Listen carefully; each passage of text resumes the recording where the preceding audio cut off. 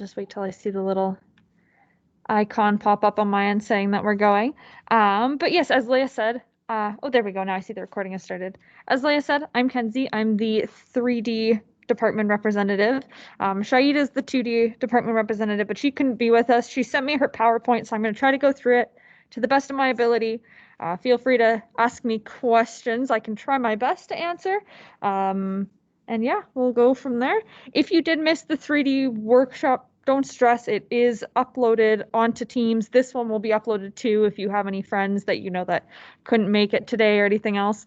Also, sorry, I'm wearing my mask. I'm in the basement at work. Alrighty, so I'll share my screen. You guys can let me know if you can see everything. Boop-a-doo. Can you guys see all that okay? Yes. Okay, awesome. Yeah, so I won't be able to see the chat while I'm going through the presentation, but if you have any really pressing questions, feel free to put them in chat and Leah can read them out for me. All right, so this is pricing your 2D artwork. So for the sake of show and sale, what we're thinking when we're thinking about 2D, we're thinking about paintings, any kind of two-dimensional mixed media, anything on like a panel or a canvas. We're thinking about drawings, enamel pins, stickers, frameworks, prints, some fiber pieces, depending on what you're doing, anything like that. Yeah, normally your department representative would be Shaida. I have her email there if you do want to write it down. I can also put it in the chat at the end of the presentation, just so if you do have any specific questions, feel free to email her lots. She should be able to assist you.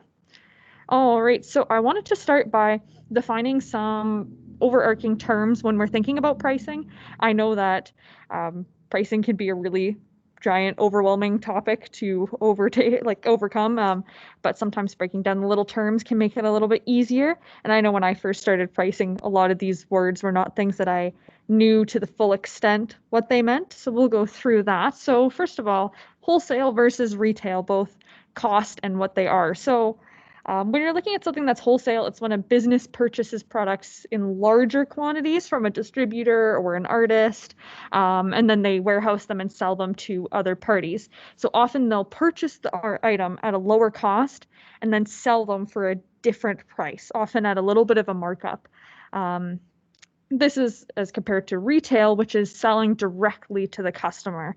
So wholesale would be like, for example, I know that there is a glass artist out in Canmore who makes little oil bottles, olive oil bottles, and sells them to Evolution, that giant olive oil shop that's in like South Center and stuff. And so when she sells everything, she sells them in bulk in a wholesale price, and then Evolution will sell them at a markup so then they can make money.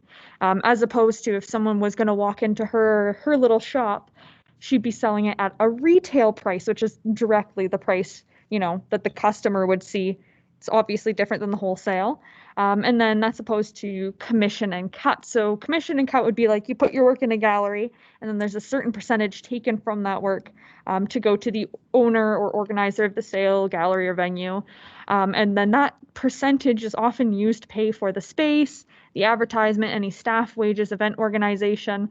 Show and sale only takes a 15% commission this semester, which is actually quite low, especially considering what other galleries will usually take. Usually it can be upwards of like 40-50% depending on where you are.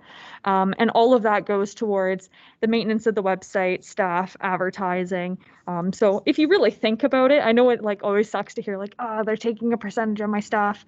But if you think about the type of sale that show and sale is doing, or a gallery might be doing, and you think about how much you would have to pay for the advertising and you would have to pay to staff, it kind of evens out, honestly. It's not a bad gig depending on what you can find, for percentages.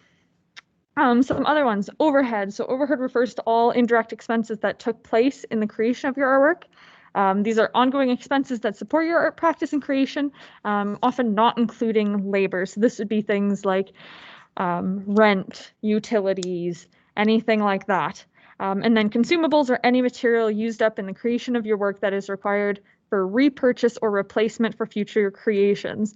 I know this sounds very, straightforward, consumables, but I know when I first started pricing, it was something that I forgot to take into consideration. You're making a painting, you dry your paintbrush on a paper towel, and obviously that paper towel is a consumable, but when I'm pricing a painting, I'm often not thinking about, well, how much paper towel did I use? Because, all those little things add up really quick. So just pay attention to your consumables. Alrighty, so Shida has outlined a really nice basic pricing strategy. So ideally, you want to find out your material costs, your cost of labor, your overhead, and that'll give you the total cost of your piece. So how much that painting literally cost you to make. And then you want to figure out your profit margin, tack that on, and then that's your final sale price. The biggest thing that you do not want to do is you don't want to underprice your work if you can help it. I know it can be difficult sometimes because it's like, oh, but if I price it cheap, then it'll sell and I might sell more.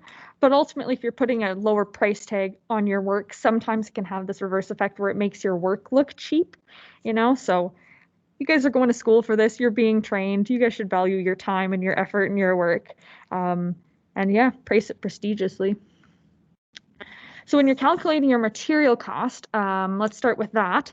You want to estimate the amount of supply used up for your work and add it onto your cost accordingly. So for example, if you have one tube of paint that's $10, and based on your experience, it's like, lasts me about 10 paintings, then, that's $1 material cost that you can tack on. And this is something that you'll learn kind of as you go. Once you kind of figure out your rhythm and how you work, you'll be able to better estimate this cost. So it might take a little bit to fidget with, might just take a little bit of estimating right off the bat, but you'll get there eventually. Keeping track, I know, like getting an Excel document rather, or a little notebook just to kind of jot down, oh, I used like a quarter tube for a, 10 by 10 painting, something like that, right? Kind of help you keep track of everything. And then also keep in mind your medium, right? It's okay to have a price difference. If you have two very similar paintings, one's acrylic, one's oil, obviously the oil is going to be a little bit more because the cost of the material is higher. Think about size of your canvas, think about paintbrush brands, mediums, they're all factors when considering the cost of your materials. Good thing to do is just honestly hold on to your receipts, especially once you start having to pay taxes. If you start making that much, receipts are really important. Just write down how much you spend on anything that's quote unquote art business related. It'll make your life a lot easier for a lot of things. Then cost of labor. So Shaidas have put down here a few formulas to calculate the cost of your labor. So for example, very simple, this is what most of your employers use, is your hourly wage times your hours spent. So let's say, for the sake of it, you charge $10 an hour. You worked 5 hours to complete the piece. That's 50 hours of labor. I would highly recommend that to start off. You charge yourself obviously above minimum wage. It's minimum wage for a reason. You guys should value yourselves higher than that if you can. I would say even above minimum. Usually, I know a lot of people when they're first starting off out of school, anywhere between like $18 to $20 seems to be a really nice sweet spot because you guys are paying for education. You guys are trained in what you're doing. So you guys should be able to charge a price for someone that's trained, right? That all plays into your labor cost. Shaida also mentioned, though, that you can calculate your hourly rate by starting off to figure out how much you'd like to earn in a year. So you can think about, like, if you have rent, loans, utilities, groceries, think about your ideal, this is how much I need every year to survive, then add 10 to 15% for safety, never know, maybe your car breaks down or something, unexpected bills. And then you can also add personal spending if you think that you're going to be able to get that much income in. Make sure you add money on for taxes as well. That's an important one. So for example, in Shaida's little blurb there, she wrote that about $30,000 yearly is what she estimated she might need minimum to live, to earn a decent living on her art. She added a few extra hundreds for savings, and then you can kind of divide down by your working days to kind of get your daily rate. Just divide by days, divide by hours, depending on whether you want hourly or daily. But that's another way that you can do it. Either just find a straight hourly rate or kind of break it down from that yearly and decide. And then your overhead. Oh, yeah, go ahead. From a student. So Dawn asks, if you are making paintings and do sketches to work things out in advance, can you add the sketchbook, pencil, pen, etc. to your consumables? Yeah, so I mean, you have to keep in mind you don't want to be charging because things like obviously the ink is a consumable, the paper is a consumable. I would definitely keep that in mind, but you just want to make sure you're not charging the customer for that entire pad or that entire pen, right? That's when it just kind of, takes time to figure things out. If you know that you have to do a preliminary sketch and that'll then you need to go on your canvas and throw on some charcoal and stuff just to mark where all your lines are going to be. You can definitely charge for those materials. You just want to be able to divide. So if you know, okay, this pen that I really like is a $5 pen, I know that it'll last me for about 100 pages. You can divide and then add that to your cost, if that makes sense. We can go through an example at the end too. I know it's like just a lot of numbers, but we can work through a sample at the very end. All right. So I'll keep going here. So overhead, so some expenses to include in your overhead if you rent space in a studio or if you're, are renting a room or anything, keep that in mind. Any office expenses, so if you have printers, printer cartridges, paper, computers, software, pens, anything like that that you use, make sure to keep that in there as well. I know that kind of ties into what you were saying, Dawn. Just make sure that obviously, you can't charge one customer for the entire roll of tape, let's say, because they're not getting the entire roll of tape. You kind of got to make your best estimate, right? How much of those consumables you're using on that piece. It might be easiest to actually have a predetermined overhead rate to charge for the cost of your products. So if you know, okay, well, on average, like for my shipping materials, so the box, the tape, the paper, whatever you need, it's about this much per piece. And then we'll just throw in an extra. Honestly, sometimes what I'll do is I'll just say, I know a buck or two will cover the pens, the paper, the whatever, because those are a matter of cents. So it's just like my miscellaneous overhead would be like an extra $2 on every piece, something like that, right? You just need something to help cover. And it depends what you want to do, whether you want to break it all down or just throw in an extra buck. And then consider your overhead price into how you set up your final cost, such as adjust your per inch price or add your hourly rate. And I'll talk about that here coming up, what that means. So there's a couple of really easy formulas for pricing 2D work and 3D work for that matter. So specifically for 2D, for paintings, for prints, there's a really nice price per inch method where you take, your dimensions times whatever your price per inch, whatever you want it to be, and then that'll help you get your price. Using a base formula, keep in mind it is just a base formula. It does need to be adjusted based on what is right for you. So if this is, obviously your first time doing a painting like this, you might not charge as much as if you've been doing this for 20 years. It also might be different based on material, whether things are found resources or whether you had to go and buy them, stuff like that. Yeah, and that just having a formula just makes your pricing consistent across a range of art with different styles, when people look through your portfolio or your catalog, things will look consistent. There's not going to be like a big range everywhere. And then think about also how many pieces you can make in a month or in whatever your working time span is, and how time consuming your work is, and you can adjust the formula according to that as well. So instead of like $2 an inch, you can increase it to $4 an inch if it's more time consuming, more labor intensive, anything like that. So on that note, the square inch multiplier kind of formula. So for example, for a painting with a width of 10 inches and a length of 10 inches, you decide that you want to charge $2 an inch, let's say, and you have a material cost of $100 for the canvas and the paint and the brushes and the water, all that. So 10 inches by 10 inches, that's 100 square inches. 100 square inches by multiply by your $2 per square inch multiplier is $200. And then make sure you tack on your material cost. So this is one way to do it where you don't have to worry about finding a labor cost for yourself, what your hourly rate is. You can just do it literally by the size, but just make sure that you add that material cost. You want to make sure you got that covered. And then of course, adjust your multiplier or your cost of materials according to your experience. If it's like a commission, if you have any cuts, from a gallery that you need to accommodate for, keep that in mind. You can also do it like height and width, so like linear inches as well. Pretty similar. If you have a 4-inch by 4-inch painting, it's $20 per linear inch.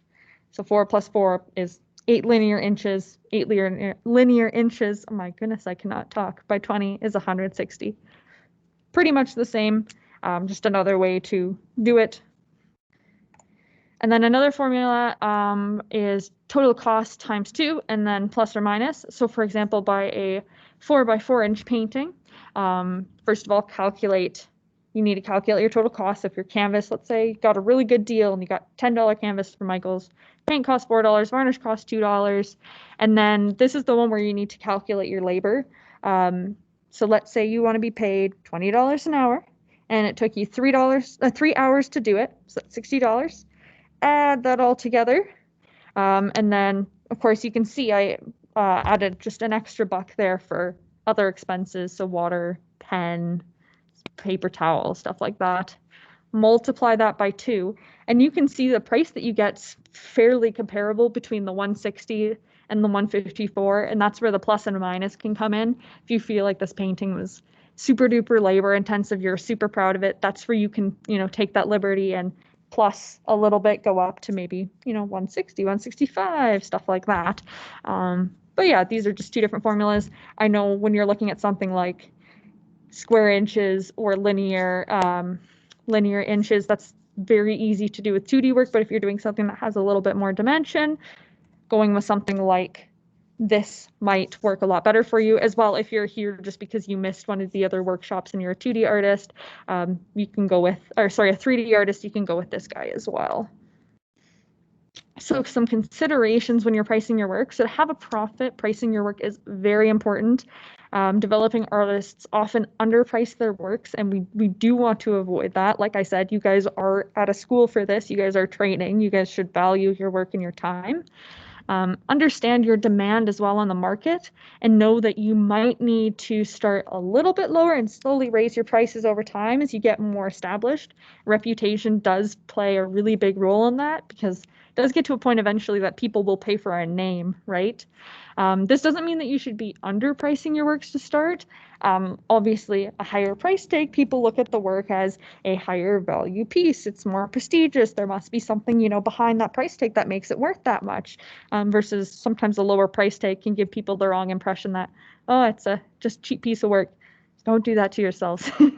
But it is important to understand your market, where you are selling, and what types of art and other artists are in that market.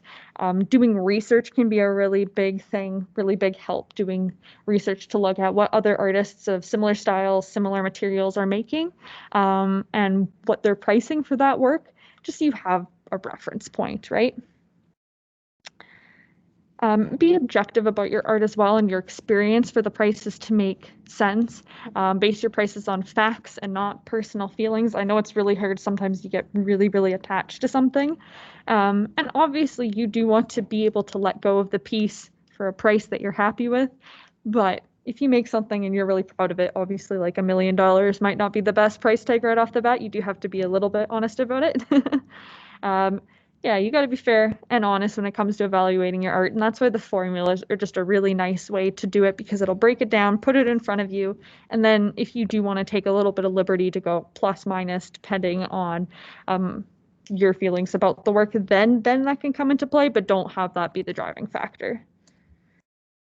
Now, with 2D work, you need to make sure that you accommodate for framing if you're going to be framing, because it can be quite a bit of an added expense. So always make sure your pricing covers your actual costs, framing included, and shipping if applicable, unless you're going to charge a separate additional amount for packaging and shipping. I know it depends, especially here in Calgary. There's a lot of people that you can, place an order for pickup or anything like that. I know for myself, what I do is I have shipping cost as like a tack on, and I do sell some prints. And when I sell prints, framing it for myself is as well a tack on. So I'll send them just the print. If they want to do it themselves, that saves me time. But I do have like a little price guide for, if you want to get it framed, send me this much extra. Because you do need to make sure that you're compensated for the total cost of framing and materials. Do some research before you figure out your pricing for framing. It's important to know whether you want to do it yourself, or if you want to send it off somewhere to get framed. Obviously, if you send it off, it's a lot easier to find a rate for you, because the company will just give it to you. But also make sure that if you do that, let's say they're going to charge you $100 to frame a piece at Michael's, I don't know. Keep in mind that you're still taking time to go take it to Michael's, get it framed. That's still overhead. You're also, using gas money, or if you have to pay for a train ticket, those are all technically business expenses. So keep that in mind when you're thinking about your overhead, any sort of travel there as well. So for pricing prints, I know things can get a little bit tricky. I will throw this. Oh, it changed. I'm going to throw this in the chat for you guys right now before I forget. This is the website that Shaida has tossed us. Oh man, that's huge text. Well, now you can't miss it. Quickly before we move on, we do have a Yeah. question about framing. So Jennifer asked, is framing required for works on paper, especially in large-scale drawings? It's a big investment up front for emerging artists, and I'd rather use monies on supplies rather than frames. I mean, I think it's totally up to you. I don't think it's 100% you have to do this. I know when buyers are looking to pick something up, a lot of times it is easier for them to picture something when it is already in a frame. It is easier because they can just pick it up and go. It does also add a lot of value to your work to have it pre-framed. I know a lot of people, though, will just sell their originals. Just make sure that if you do just sell the page, that you have it packaged properly. So you have it on some sort of board, you have a plastic wrap, and sometimes if it's something that you would like to see framed in a particular way, sometimes you can put like a little slip in the back there and just, here are the recommended framing instructions, here are some recommended colors, places. Having stuff like that just to make it easier for your customer is going to help a lot.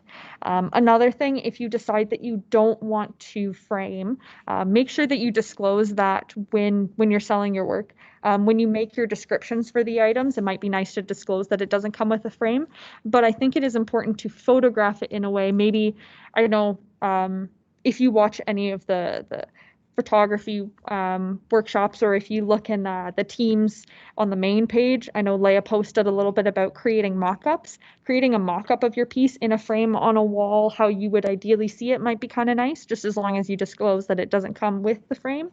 So I don't think it's necessary, but I do think it does make your work look a little bit more prestigious, if that makes sense. I know it is expensive.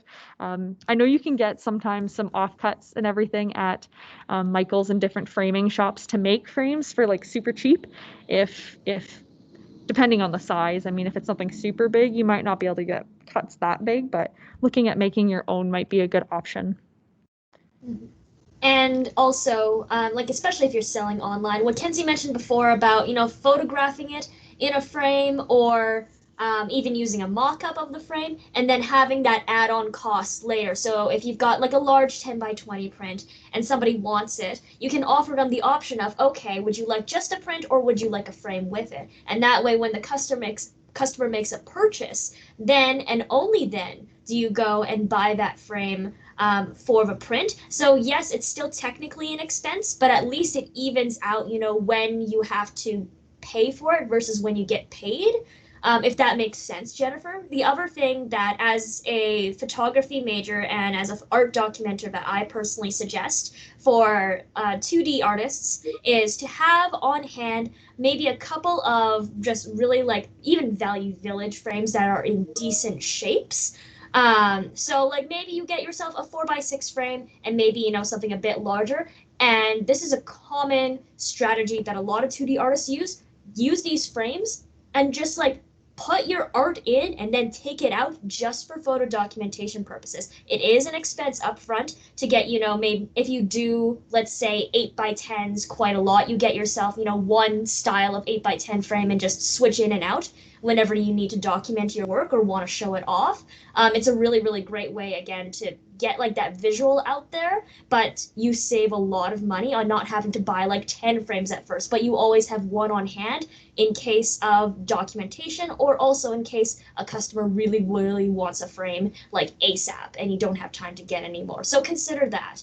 And Jennifer also asked another question, is there an option for us to include a frame option on Spotify as a listed item? At this time, we are not able to offer variants, which means that we're not able to necessarily include a frame option in a single listing. You would have to put that as a separate listing. So if you had a black cat print, 8 by 10 unframed, that would count as one item. But if you had a framed version of that, you'd have to list that as a separate item with a separate price. We're hoping to finesse that a little bit more for December, but at the moment, you're just going to have to list that as a separate item. And I know it totally, I think, depends on the situation too. Obviously, it's a little bit different for show and sale or at a gallery where the piece needs to be ready for the sale. I know for myself, like if I'm taking a commission, or if someone's buying on the website, then it's really easy because I receive the payment and then I dispatch it out to them. So I can receive the payment, then frame it and go. Or if I'm doing commission, this is another reason why if you take commissions, I highly recommend that you take a percentage upfront. That way, if they back out or anything, you're not left out to dry. So for example, when I've done paintings and prints in the past, I do, okay, here's the price for the commission. It's 50% upfront. They pay the 50%, and then that 50% will help cover my material costs so that I can afford that framing without it having to come just out of my pocket. That makes it a lot easier too. I know that's not necessarily something as applicable for this show and sale, but just something to keep in mind. All right, so yeah, I put that little Prince website in the chat for you guys. Gives you a good idea of what to consider when pricing your prints. So you want to think about a couple things. You want to think about fixed costs. So for example, if you have office space, lighting, heating, etc., anything like that, you want to make sure that they're spread out amongst the pieces you plan to sell on a monthly basis. So if your studio rent costs altogether $1,000 and you want to sell 10 prints per month, that's your goal. That's what you're going to push for. Then you have 100 in costs for each print before you sell anything else. If you think you can sell 20 prints a month, then it's only 50 per print. This is just an example, just depending on what you guys are going to be, having for your overhead cost. But you want to set yourself a goal, like a realistic goal, like, hey, I know on average I could probably sell about 20 of these, 50 of these, and then you can divide and go through from there. And then you have some variable costs and cost per painting. So that includes like your canvas, your brush, the paint you use, the time you spent. And then these vary based on how much paint you use, how big the canvas is, and that can be calculated on an individual painting basis. Yeah, so things to consider. Cost for paper, ink toner, electricity, and you have to think about it all in terms of each individual print. So paper for one sheet, ink toner for the size that you're printing, electricity to produce one physical print. And I know this can be a little bit of sitting down and figuring out, but you go through all of this and it'll give you a really easy number that you can just, reuse for every single print that you make. Think about any materials for the original image. So if you have to sketch anything in your notebook first, or if it is a physical image on a piece of paper, keep that in mind.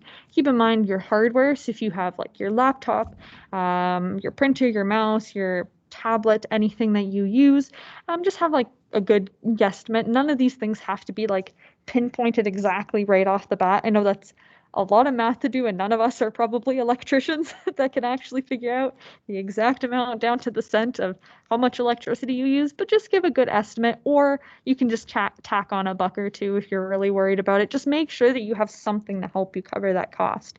And then any software that you use as well. So if if you have to pay for your subscription to Adobe or Clip Studio or anything like that, make sure that you're adding a little bit tacked on to pay for that. I know it can be a little bit tricky when you're in school because you get a lot of this stuff given to you. You get all these subscriptions for free, you get to use space for free.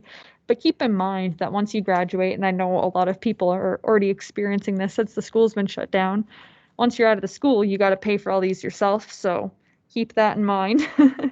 Don't price yourself low because you're getting stuff for free. Price assuming that you have to pay all of these costs. Price as if the school would disappear tomorrow and you have to set it all this yourself.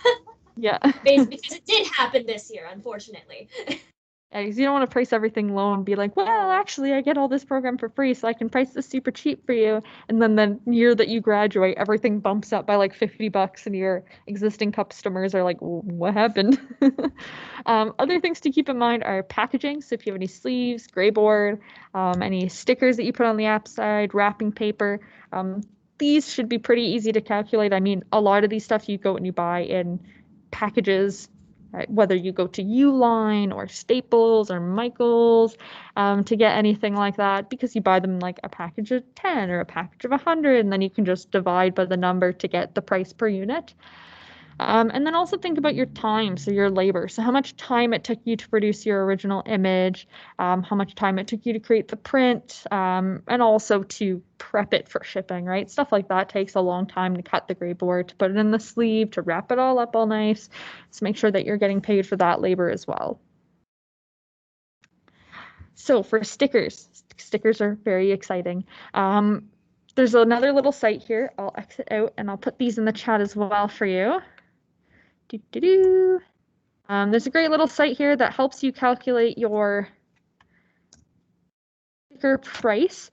Another really fancy, if you haven't heard of it, if you're looking at making stickers or you want to get custom packaging and labels, it's called Sticker Mule. It's absolutely fantastic, super easy to navigate, and the great thing is that they have sample packets. So if you want to just see a handful of things, or honestly, I've used it a couple times where it's like, oh, I only need like 2 or 3 stickers to put on this package before I send it off. I'll just order like a sample packet of 10.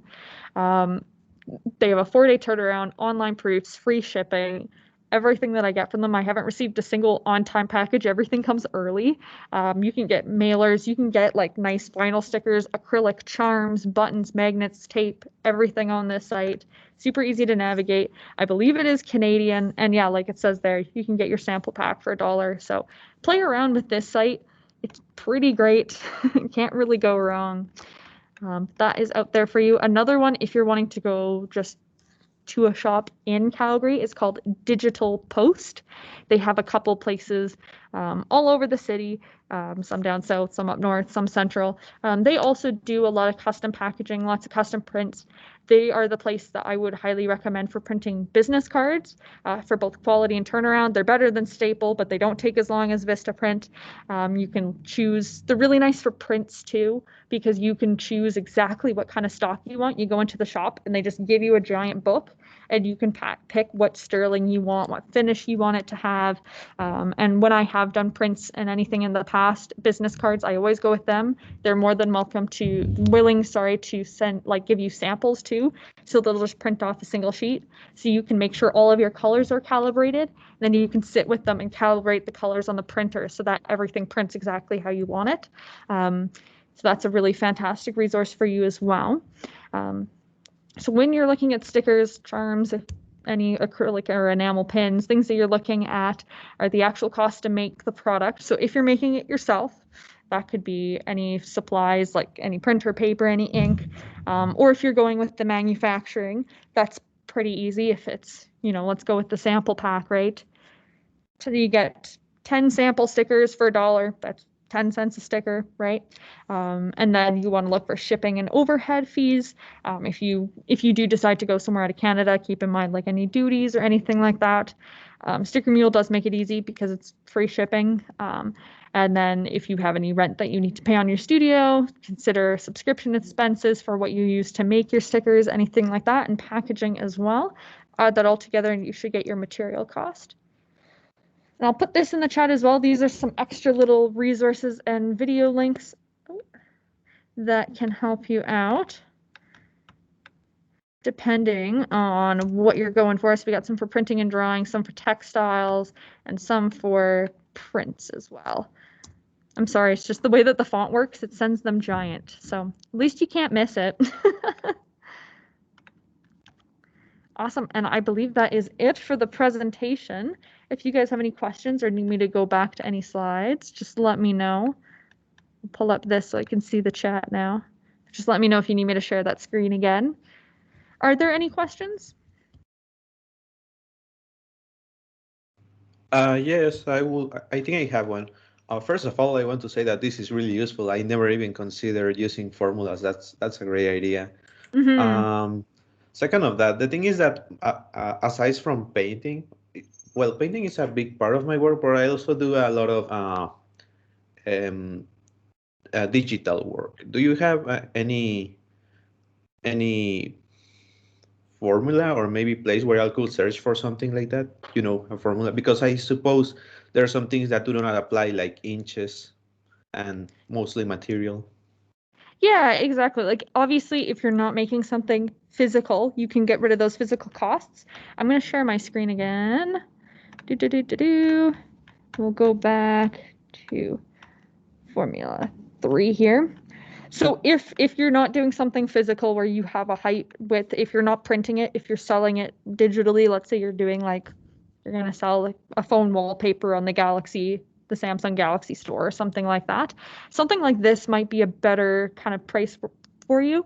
So first thing you need to do is just figure out your material cost. And although, you're not making something physical, material cost could include things like your software, if you use a drawing tablet, if you use, I mean, you still might rent a space or, have to pay electricity, anything like that. So instead of having a canvas cost or paint cost, it would be, here's my subscription cost, here's this cost, right? And then you would still want to figure out your labor cost. So if your digital drawing took you 3 hours to make, $20 an hour, it's still $60. This might be a better price formula for you to use.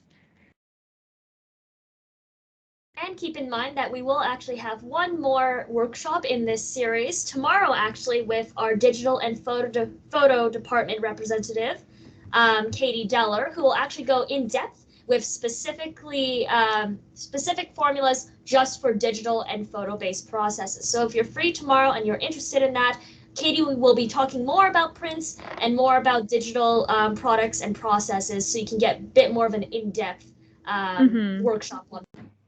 And that should be from 1 to 2, but if you do miss it, we'll upload it on the Microsoft Teams so you can go back and watch it at a later date.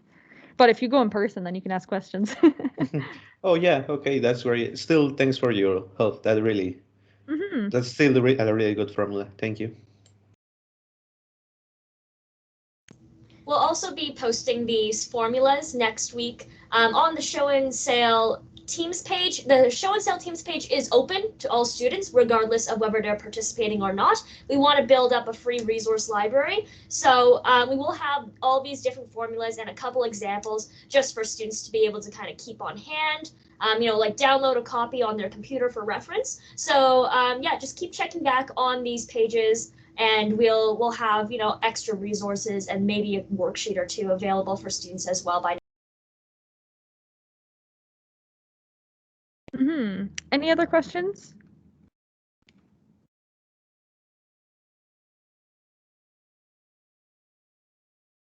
You guys are all so confident or shy.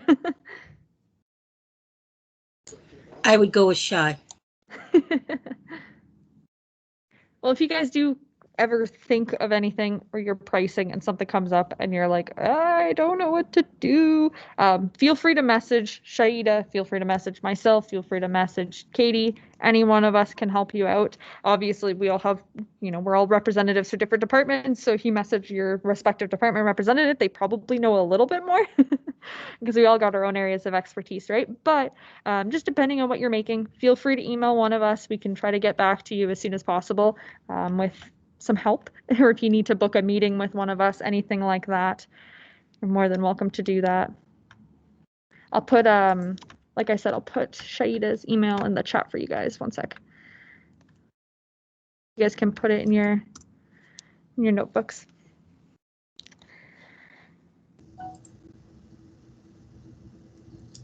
Well, awesome. If we don't have any other questions, we still have a little bit of time. So actually, I know that our digital and photo rep, Katie, is here with us today, lurking in the background.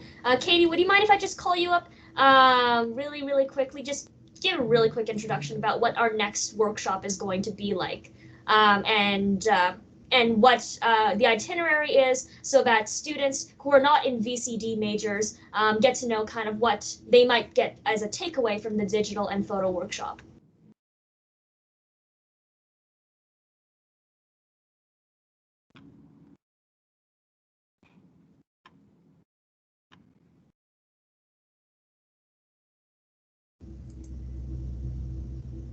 Hello. Looks like she's AFK. So you know what? I'm gonna turn on my camera instead and talk about that. Even though like all of our workshops are like for very specific departments, as you might have realized. Oh, don't worry about it, Katie. Her mic's not working. That's all right. All of our workshops are for specific departments right now, which allows us to go a little bit more in depth about, you know, the formulas, the strategies. But if you've gone to our 3D pricing workshop and are here today, you might have noticed that there is definitely a lot of overlap in what is considered a 3D product, what's considered a 2D product, what's the difference between 2D and a digital product. So while we do expect show and sale students to come to at least one of these workshops, we highly recommend that you attend all 3 of them, or at least watch all 3 of them in your own time when we record them, because there's a lot of crossing over, there's a lot of overlap.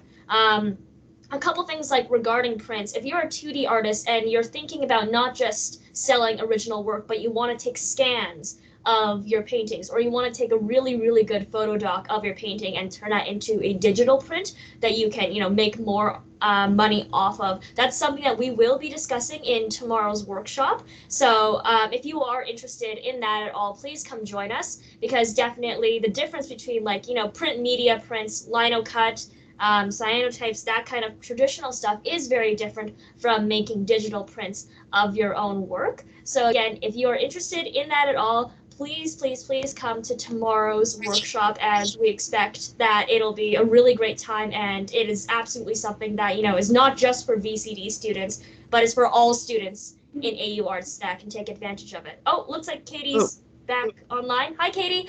Hey, can you hear me? Oh no. There we go. Oh, we could hear you. Oh my gosh. Oh my gosh. Okay. Can you hear me? Oh, this is awesome. Okay. Yeah. Oh my goodness. Okay, sorry. Oh my God. Okay. I kept putting on like unmute, and it was just like, I was like, why can't I can hear myself, but I can't hear anyone else. Oh my gosh. Okay.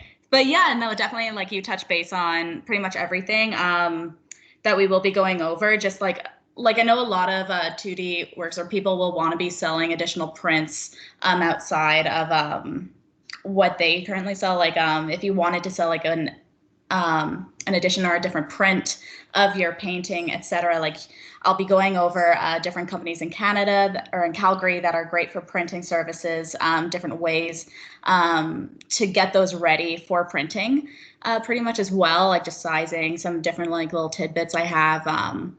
Yeah, definitely. And then I will also, be going over more digital. So if you wanted to upload like a PDF, like an actual like a wallpaper example and stuff like that, that's more digital files to be downloaded. I go over that, in more detail. And yeah, I think Shaida's presentation on prints is very similar to what I'll be going over. I have a couple different definitions for hard costs, soft costs, and overhead, but basically it's a very similar formula. So but yeah, like I'll just go into detail a little bit more about that and how I break it down exactly. Awesome. Well, thank you, Katie. That's super appreciated. And again, I hope that all of you consider joining us tomorrow for the last workshop in our pricing series. Join us with Katie and, you know, get some questions answered, start a conversation. Thank you so much for joining us today. I know, Kenzie, thank you for helping fill in for Shaida. It was really, really appreciated. If you need any assistance regarding pricing, please feel free to email our department reps, Kenzie, Shaida, Katie, or you can email me, the coordinator, at any time, and we can provide some feedback on your pricing, or, you know, your ideas about different products. We're here to help you grow as a business, you know, create a sustainable practice. So feel free to reach out. Do we have any last minute questions before we end this session for today?